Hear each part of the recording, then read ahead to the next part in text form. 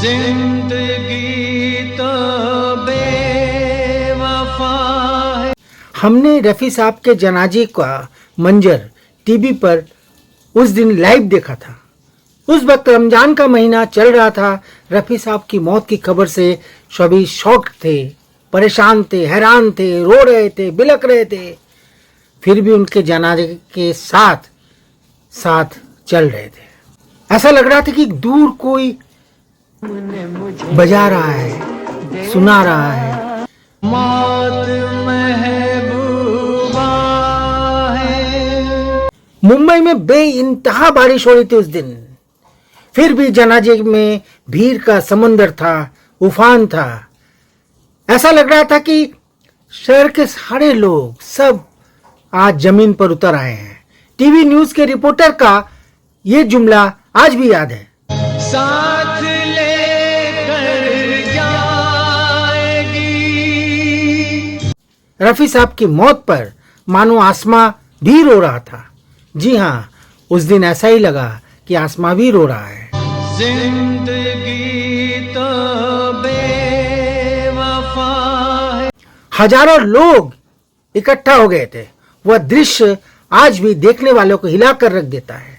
रफ़ी साहब के चाहने वालों की भीड़ इकट्ठा होती गई। क्या मुस्लिम, क्या सिख, क्या ईसाई, क्या हिंदू, सभी धर्म के लोग, सभी मजहब के लोग रफ़ी साहब के जनाजे में शरीक हुए। ऐसा माना जाता है कि लगभग 1 लाख लोगों से ज्यादा की भीड़ थी उस दिन। उनके साथ चलते गए, चलते गए। मर के जीने की अदा। कारवां गुजरता गया। लोग रफ़ी साहब को देखते रह गए, रोते रह गए, बिलखते रह गए, चिल्लाते रह गए। कुछ लोगों ने तो इंतहाई कर दी, एक के ऊपर एक चढ़ गए। वो दृश्य आज देखने को नहीं मिलेगा पूरी तरह से, लेकिन जिसने भी उस दृश्य को देखा, उस हृदय विदारक दृश्य को देखा, वे रोते हैं, आज भी याद करते हैं। ऐसा लग रहा था मानो कोई गा रहा है। दुनिया को सिखलाएगा। जीने की अदा उन्होंने सिखला दी गीतों के माध्यम से। भजन हो, चाहे भक्तिगत गीत हो या कुछ हो।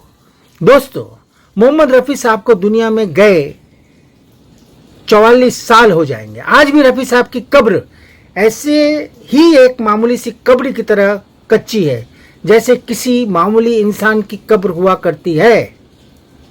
रफ़ी साहब एक दिलदार इंसान थे और इसीलिए कहते हैं कि वो नहीं चाहते थे कि उनकी शान के खिलाफ उनकी कब्र को पक्का बनाया जाए, और इसी वजह से उस कब्र को कच्चा बनाया गया। आज भी आप देख सकते हैं कि उस कब्र पर नूर की रोशनी फैली हुई है। इतने साल बाद आज भी रफ़ी साहब की कब्र पर हरियाली है।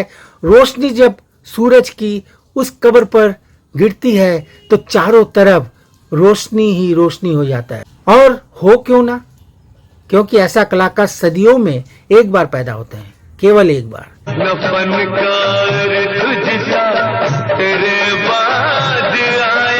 एक मिसाल है रफ़ी साहब, एक संत, एक निहायत ही भला इंसान। ऊपर की तरफ देखकर चलना, किसी को दुख ना देना, किसी को कष्ट ना देना। कष्ट अगर पाना हो तो खुद जहर की तरह भोलेनाथ की तरह पी लेना। उनके जैसा गायक कलाकार ना तो दुनिया में आया और नहीं उनके जाने के बाद आएगा। मुझे नहीं लगता कि हम हाल फिल्म में वैसा कोई गायक देख सकते हैं। 44 साल बीत गए, लेकिन गाने वाले तो बहुत हैं। उनकी नकल करके उनके गानों को लोग गा रहे हैं, पैसे कमा रहे हैं, खा रहे हैं, पी रहे हैं, ऐश कर रहे हैं। ऐसे 100 गायक होंगे, लेकिन उन जैसा कोई नहीं है। क्योंकि जितनी खूबियां मोहम्मद रफ़ी साहब में थी, इंसानियत की खूबियां, एक अच्छे इंसान की खूबियां, संत की खूबियां, भले इंसान की खूबियां, उतने किसी भी गायक में आज नहीं दिखती। शायद यही वजह है कि आज भी उन्हें लोग याद करते हैं, उनकी पूजा करते हैं। कुछ लोग तो अपने घरों में रफ़ी साहब का फोटो लगाकर उन्हीं की पूजा किया करते हैं। बहुत दुख की बात है कि आज भी उन्हें भारत रत्न से नवाजा नहीं गया। वो मुकद्दर का सिकंदर, वो मुकद्दर का सिकंदर थे, मुकद्दर का सिकंदर वो कहलाएगा। उस सिकंदर का नाम ही है रफी साहब। उन्होंने सच ही कहा कि मुझको मेरे पास जमाना ढूंढेगा। जी हाँ, आज भी हम उन्हें ढूंढ रहे हैं। हम आज भी उनके गायक गीतों को गूगल में, पुराने कैसेट्स में, यूट्यूब में ढूंढते रहते हैं, उन्हें याद करते रहते हैं। दिल का सोना साज तराना ढूंढेगा। और करते करते ये गाने भी गाते हैं। या रफी साहब गाते हुए चले गए, मनी मन गाते हुए चले गए। कर चले हम फिदा जानो तन साथियों। उन्होंने सचमुच जानो तन फिदा कर दिया और चले गए। गीत गाकर उन्होंने हमसे विदा तो ले ली। जी हाँ, वतन को हमारे हवाले करके वो कहते हुए चले गए, अब तुम्हारे हवाले वतन साथियों। हिंदू और मुस्लिमों को इंसानियत का पाठ बढ़ाकर चले गए और ये कहते हुए चले गए, तू हिंदू बनेगा न मुसलमान बनेगा। बिना भेदभाव करके, बिना कटुता फैलाए एक बेहतरीन संदेश के साथ की इंसान की औलाद है इंसान बनेगा। उन्होंने संदेश दिया कि इंसान की औलाद है, इसलिए इंसानी बनकर रहो, हिंसा मत फैलाओ, नफरत मत करो, जोर जबरदस्ती मत करो, एक दूसरे को नीचा दिखाने की कोशिश मत करो।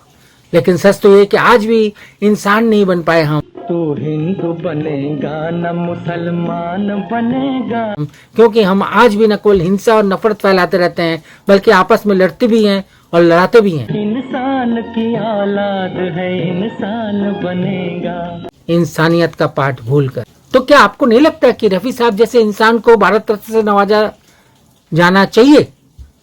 अगर हाँ, तो कमेंट बॉक्स में जाकर आप कृपया अपना बहुमूल्य उंगली दबा दें और कमेंट्स कर दें, लाइक कर दें, या अगर सब्सक्राइब आपने नहीं किया है तो सब्सक्राइब कर दें प्लीज। प्रणाम, नमस्ते। मैं निर्मलेंदु सुहाना सफर से प्रणाम। बिछड़े सभी बारी बार देखी जमाने की